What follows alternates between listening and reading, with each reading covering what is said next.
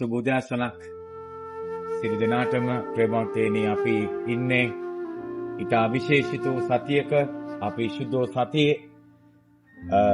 සතියේ අද බ්‍රහස්පතින්දා දවස අපි උන්වහන්සේ හමුවන බ්‍රහස්පතින්දා මහා බ්‍රහස්පතින්දා දවස අදයි.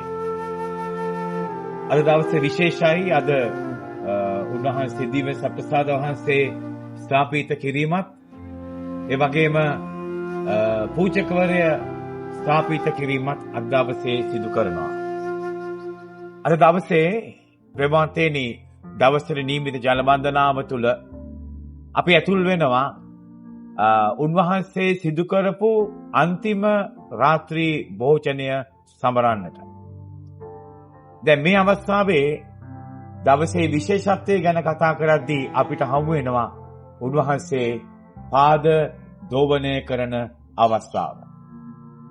දැන් මේ අවස්ථාවේ ඉතා විශේෂිත වූ සිදුවීමක් සිදු වුණේ උන්වහන්සේ පේදුරුතුමාගේ පාද සෝදන අවස්ථාව.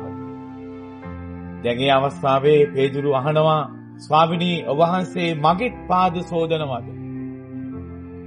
පේදුරු කියනවා මම ජීවත් වෙලා ඉන්නකම් මගේ අත්පා හොදන්නට ඔබ වහන්සේට ඉඩ දෙන්නේ නැහැ කියලා. ජේසුස් කියනවා පේදුරු මම නුඹගේ පාද සේදුවේ නැත්තම් නුඹත් එක්කලා කිසිම සම්බන්ධතාවයක් නැහැ.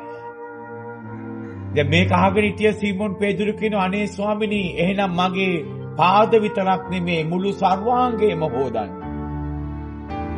ප්‍රේමවන්තයනි ලස්සන අවස්ථාවක් මෙතන තියෙනවා.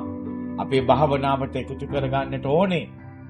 දැන් මේ අවස්ථාව තමයි සීමොන් පේදුරු හරහා ජේසු ගමන් කරපු අවස්ථාව.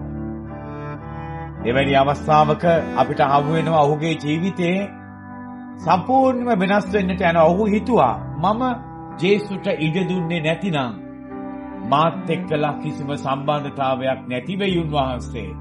උන්වහන්සේත් එක්කලා ඇයි හොඳයිකම් නැති වෙයි මගේ. ඒක නිසා අද ජේසුට සම්පූර්ණ අයිතිය දෙනවා, නිදහස දෙනවා ඔහුගේ ජීවිතය හරහා ගමන් කරන්නට. ඒක නිසා ප්‍රේමවන්තයනි අද මේ විශේෂිත දවසේ අද විතරක් නෙමෙයි. අපි උන්වහන්සේට කියමු ජීවිතයේ හැම දවසකම ස්වාමිනී වහන්සේ මා හරහා ගමන් කරන්න. මට ශක්තිය ආශිර්වාදය දෙන්න. එලෙස ප්‍රාර්ථනා කරගමු. ඒ වගේම අද අපි විශේෂයෙන් ඔබගේ මේ සම්බල සේවය කරන ගරු පියතුමල්ලා වෙනුවෙන් යදින යාඥා කරන අවස්ථාවක් කරගන්න. මොකද අද පූජාත්වරය ස්ථාපිත කරපු දවසයි. අපි මේ කරුණු කාරණා සියල්ලක්ම එකට එකතු කරගෙන මේ දවසේ ජනවන්දනාවට අපි ඇතුල් වෙමු.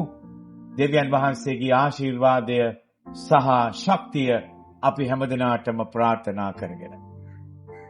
ජෙස් වේදයි.